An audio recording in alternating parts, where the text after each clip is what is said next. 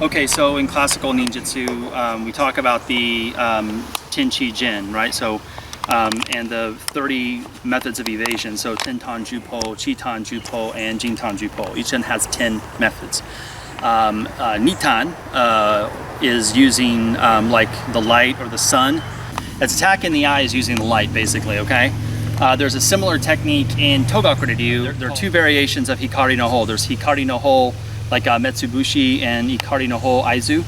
But in the technique, Hikari-no-ho, what you're doing is you're using a small hand mirror, and you're going to kind of angle, you want to put yourself in position to angle the sun into someone's eyes, whether that's to use your sword to cut them down or to kind of temporarily blind them so that you can run away.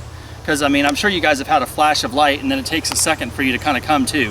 Well, imagine using that to kind of flash into their eyes, and they go like this, and that gives you, again, just a little bit of a gap, a little bit of a head start to get to safety, right? I'm doing this sort of thing, and as I'm focusing on the light like this, and I'm on there, and then I'm not, right? And then I'm on the eyes, and then I'm not, right? So, yeah. Oh, shit. Oh. you see how that just messes everything up. So if I need to evade, I can just kind of do this, and that simple little it really messes with the eyes to the point where it makes them flinch, and that gives you the opportunity to haul ass out, right? So technique, Nitton-no-jutsu, right? And we're going to work on that particular technique here, see if you guys can angle it, move into like a doko no kamai or a ten no kamai type of a stance.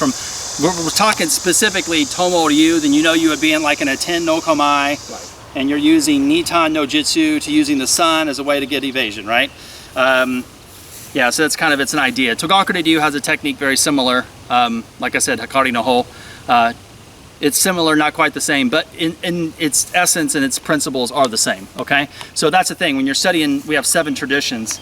The thing about studying 7 traditions is sometimes the techniques are very similar, but they're just a different name and they overlap. Does that make sense? Mm-hmm. But practice using the sun as a tool, as a weapon, right? So also using Nitton-no-jutsu, right? So one of the things that ninja were hired to do is to be scouts, right? So Minomi, so they have what's called, you could be a Minomi, you could be a scout and not be a ninja, but ninja were also hired to be scouts. So you have what's called Minomi Shinobi. They were shinobi scouts.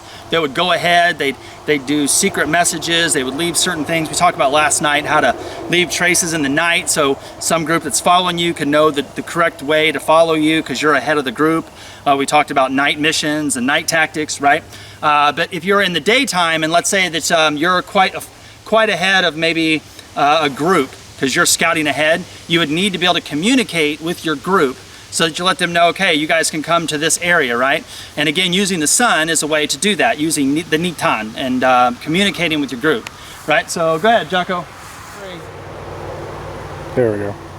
So that's just the way, that's the way that you can get to communicate and leave specific, you know, callings and signals and to communicate with your group. And signals is a crucial way of communicating. They have cell phones back then, so smoke signals were big. They have another thing, which we're going to talk about later, called the Goshiki Mai, or the 5-colored rice was a way.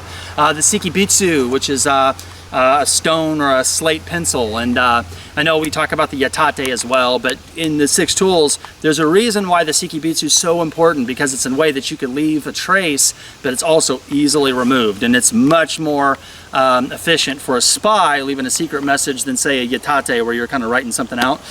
Here later we talk about the 6 tools, I'll show you them all and we'll get into that.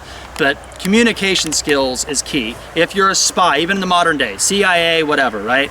If you're a spy, the most crucial thing is getting the information and getting the information back to where you're supposed to get it to. And to do that, you have to do it in the most secret way so no one knows you have the information, and you have to do it in a way that no one knows the steps of how you're getting the information. And a lot of secret signals, secret writing, secret codes is the way to do that, and that's a big, heavy aspect of ninjutsu. I will say though, guys, they talk about the ninja alphabet, the shinobi era, and things like that. Realistically, even if you read some of the scrolls in the Densho, you would change your signals every single mission. So there's not really this point to say, oh, this kanji means go north, or this one means go south, or this one means, you know, 3 miles ahead. You would change your signals every single mission, because just in case you had like some enemy shinobi or a mole or someone inside your camp that was trying to steal your signals, you would want to change it every single time. So that protects you as you keep going on your missions. You wouldn't just keep the same ones, because someone sooner or later will steal your information and use it against you, right? So just know that codes and signals and all that kind of stuff is big in ninjutsu, but there's not a set, like, there's no kata, if you will. There's no form. You know how we have kata? Like, this is a sword technique. Oh, this is a sword technique called. There's not really a specific form of signals other than they use them. We know what ones they did use and how they used them, but we also know they're all mixed up and jumbled, right? So I don't know that you would, in your research, you don't need to dive down that rabbit hole of something that doesn't really need to be jumped into.